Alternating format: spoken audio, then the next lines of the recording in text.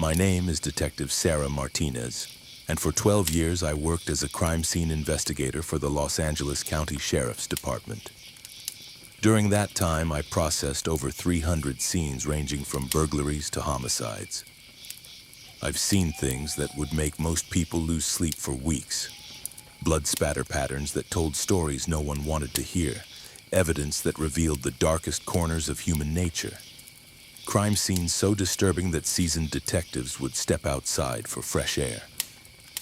But there's one case from 2019 that still haunts me. Not because of what we found at the scene, but because of what we didn't find. What we couldn't explain. What the evidence suggested was impossible, yet somehow happened anyway. It's the case that made me question everything I thought I knew about forensic science, and ultimately led me to leave law enforcement entirely. This isn't a story about solved mysteries or justice served. This is about a case file that sits in a cold storage warehouse somewhere in downtown LA, marked as unsolved, containing evidence that defies every principle of criminal investigation I learned in my career. A case where the physical evidence tells one story, but reality seems to tell another entirely. Where 13 years of training and experience meant absolutely nothing. I've been carrying this around for 5 years now, and as time passes, my hope of finding someone who can make sense of what happened continues to fade. But I can't shake the feeling that I'm not the only investigator who has encountered something like this. Something that challenges everything we think we know about how crimes actually work. The call came in on a Tuesday morning in March 2019. I remember because it was one of those rare clear days in LA when you could actually see the mountains through the smog. I was finishing up paperwork from a residential break-in when dispatch crackled over the radio with a code that immediately got my attention. Suspicious death at a residential address in Silver Lake. No obvious signs of foul play, but the responding officers requested a full forensic workup. Silver Lake isn't exactly known for mysterious deaths. It's a neighborhood of artists and young professionals, trendy coffee shops and vintage clothing stores.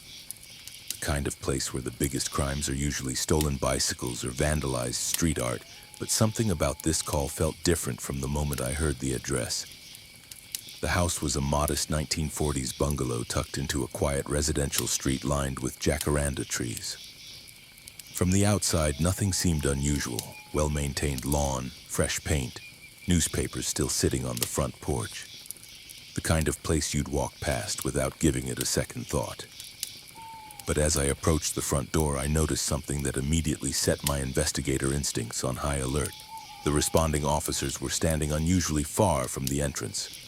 Not just maintaining a perimeter, but actually keeping significant distance from the house itself. In 12 years of crime scene work, I'd never seen patrol officers position themselves that way.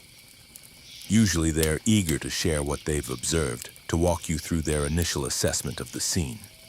These officers looked like they couldn't wait to hand off responsibility and leave. Officer Rodriguez, a 15-year veteran who I'd worked with dozens of times before, approached me as I gathered my equipment from the van. His face was pale, and I noticed his hands were shaking slightly as he flipped through his notebook. Rodriguez had processed everything from gang shootings to domestic violence scenes without batting an eye. Seeing him rattled immediately put me on edge. The victim was identified as Marcus Chen, a 34-year-old freelance graphic designer who lived alone. No known enemies, no financial troubles, no history of mental health issues. His neighbors described him as quiet, friendly, the kind of person who helped carry groceries and always returned borrowed tools. The last confirmed sighting was 3 days earlier when he picked up mail from his mailbox and waved to the elderly woman next door. What made this case unusual from the start was how Chen's body was discovered. His sister had become concerned when he missed their weekly dinner without calling. She had a spare key and found him in his home office, seated at his desk, appearing to have died while working on his computer. No signs of struggle, no obvious trauma, no indication of a break-in or theft.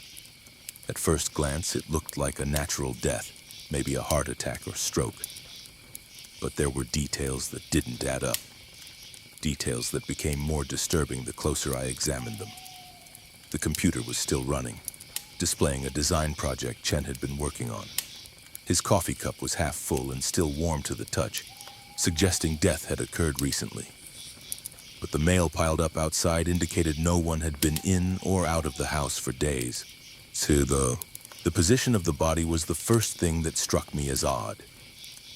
Chen was sitting upright in his desk chair, hands positioned naturally on the keyboard, eyes open and focused on the computer screen.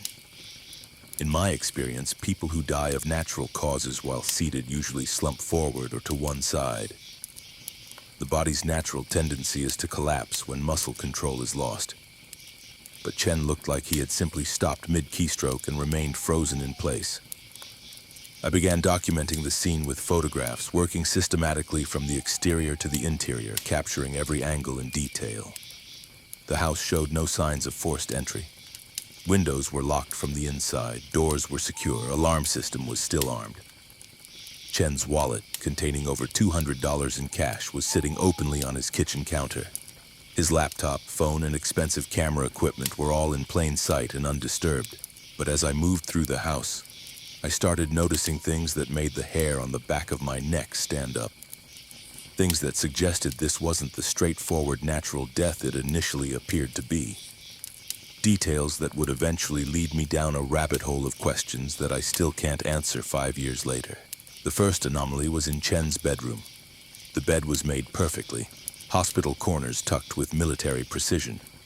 But Chen had no military background, and according to his sister, he was notoriously messy, the kind of person who left clothes on the floor and dishes in the sink. Yet every surface in the house was spotless, organized with an almost obsessive attention to detail. The kitchen told the same story.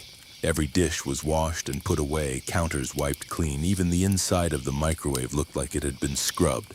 But here's what really bothered me.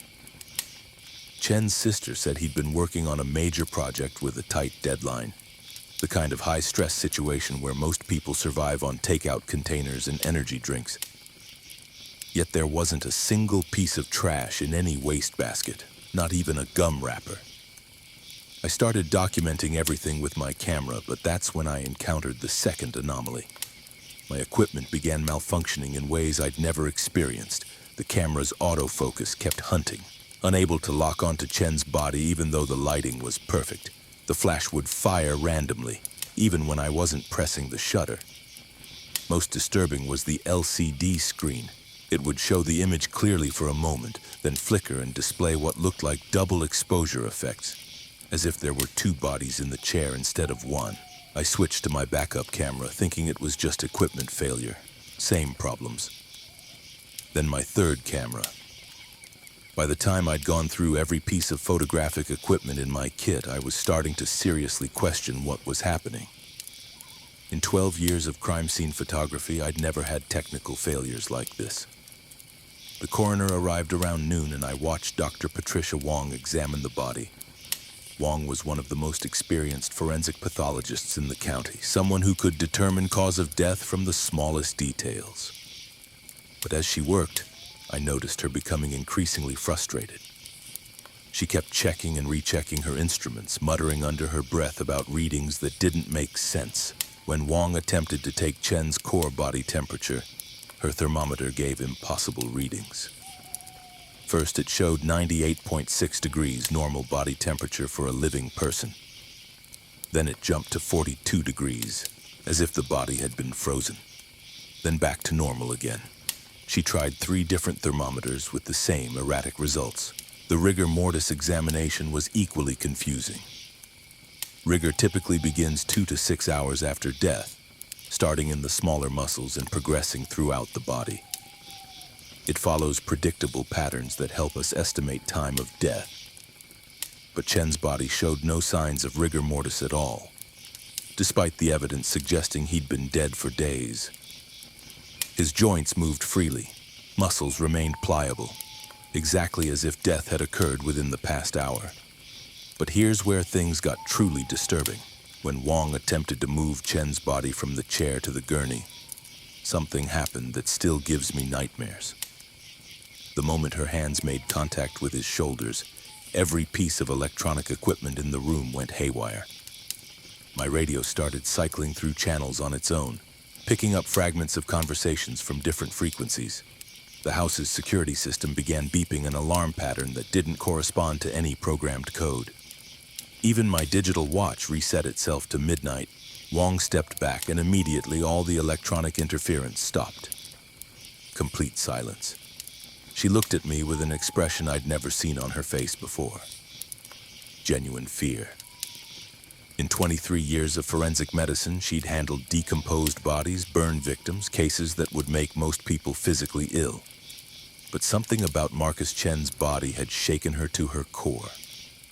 We decided to postpone moving the body until we could bring in additional equipment and personnel. But when we returned the following morning with a full forensic team, we discovered something that changed everything. Chen's body was no longer in the chair.